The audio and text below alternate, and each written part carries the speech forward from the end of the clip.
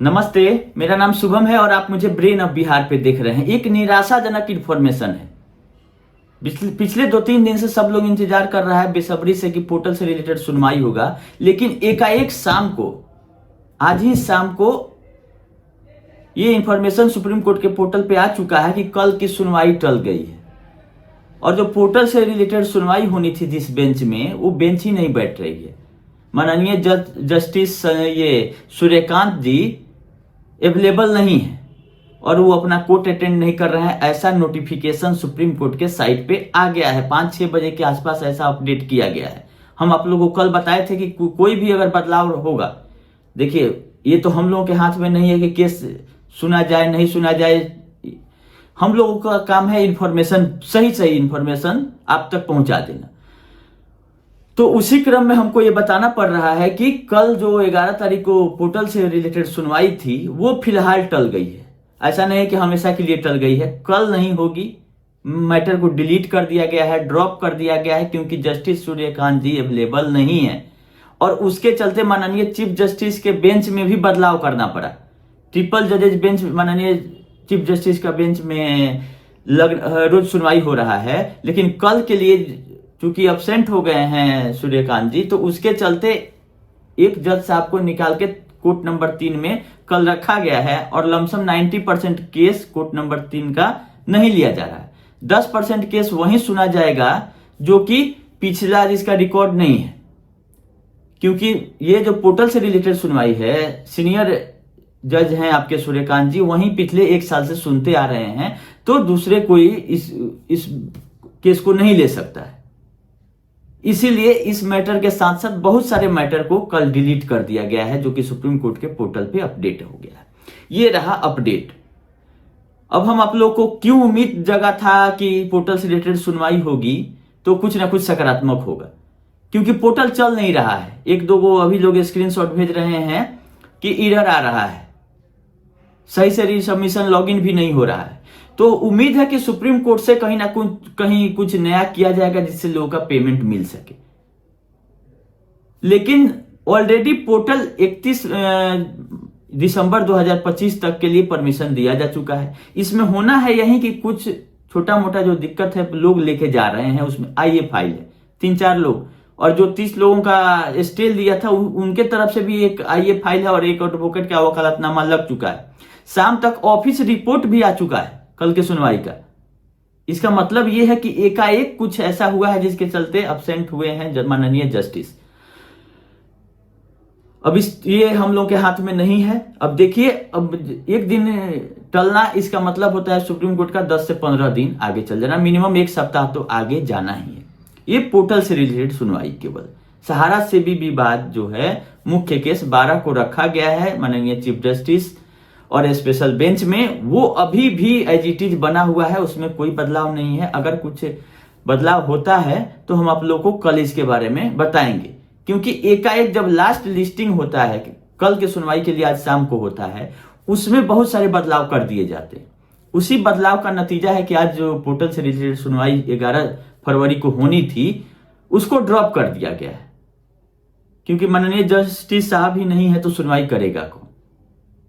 ये रहा अपडेट। इसीलिए हम सोचे कि आप लोग उम्मीद लगाए हुए हैं कि कल सुनवाई होगा। कल हम भी रात में वीडियो बना के आप लोगों को बताए थे कि बहुत ही अहम सुनवाई है, लेकिन पिछले महीना में भी मैटर को नहीं लिया गया और इस महीना में भी ड्रॉप हो गया है मैटर।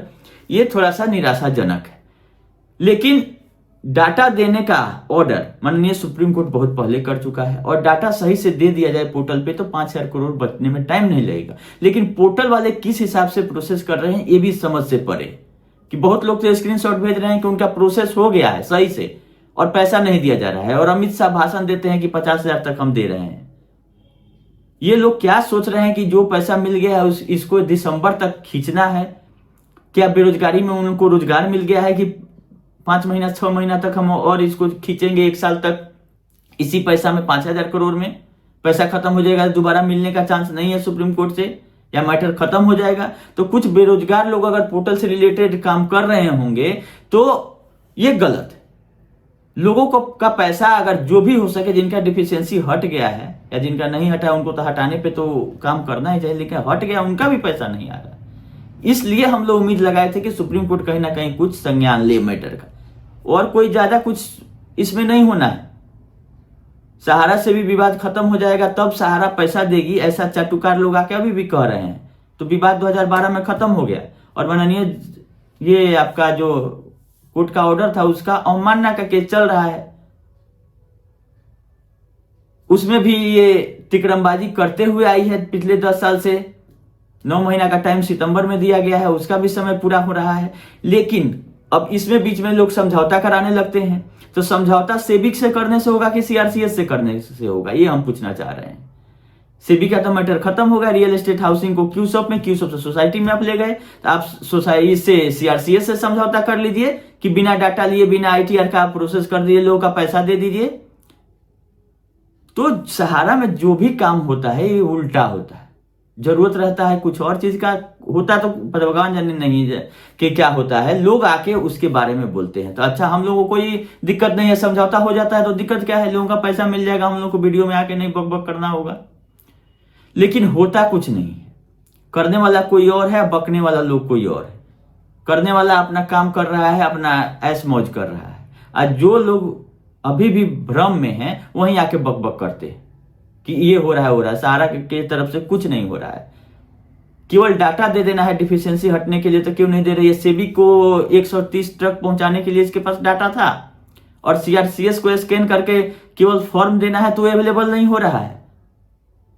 तो इससे बड़ा फर्जी गैंग आपको कहीं नहीं मिलेगा।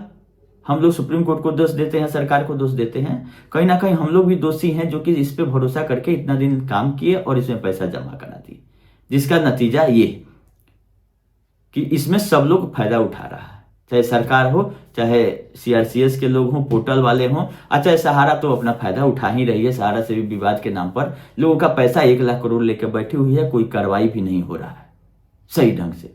जिनको जेल जाना था वो जाके घूम के आ गए, सुब्रत राय सहारा जी, उनको तो अपना काम हो गया उनका। एक बार कोर्ट ने जेल में डाल दिया, पैसा रहते हुए भी। अब उस समय डाला जब इनका तूती बोलता था। तो इससे भी अभी भी सीख नहीं लिया है सहारा ने। लोग बोल रहे हैं कि नया सहारा जो भी शुरू करना है शुरू करिए, सीआरसीएस पे पोर्टल पे जो क्लेम गया है इसका भुगतान कैसे होगा, इसके बीच में समझौता करवाइए सीआरसीएस से कि बिना आईटीआर का और बिना डिफिशियंसी हटाए भी पेमेंट छोड़वा दीजिए आप। तो सेबी से समझौता हो रहा है, सेबी समझौता किस बात पे करेगी। खैर उससे कोई फर्क नहीं पड़ता है, हमको केवल ये अपडेट कर देना था आप लोगों को कि अच्छा खराब समाचार हो या खराब हो, इंफॉर्मेशन देना काम है। पोर्टल पे जो सही अपडेट रहता है, सही समय पे आप लोग को जानकारी हो जाना चाहिए। पैसा मिलना नहीं मिलना ये अब ऊपर वाले के हाथ में है। चलिए, कोशिश जारी रहेगी, सही सही अपडेट हम देते रहेंगे आप लोगों को। नजर बनाए हुए हैं कि क्या होता है सहारा सेबी वाला पर। अगर कोई चेंजेज होगा तो कल भी वीडियो आएगा, नहीं चेंजेज होगा तो फिर सहारा सेबी के बाद हम आप लोगों को बताएंगे कि क्या उसमें चल रहा है। अभी के लिए इतना ही, भरोसा रखिए, सिस्टम है देश का, इसमें घबराने की कोई बात नहीं है। माननीय मुख्य ये आपका शीर्ष न्यायालय में केस चल रहा है, वहां बहुत सारे केस रहते हैं, बहुत सारा दिक्कत, हम लोगों को अपना ही मैटर खाली दिखता है। कोई ना कोई रीजन हुआ होगा जिसके चलते जस्टिस साहब नहीं आए हैं, और उसके चलते हम लोगों को निराशा हाथ लग रही है कुछ दिन के लिए। 1 सप्ताह के बाद हमको उम्मीद है कि फिर से रीलिस्ट कर दिया जाएगा पोर्टल वाले मैटर को भी। अभी के लिए इतना ही, धन्यवाद।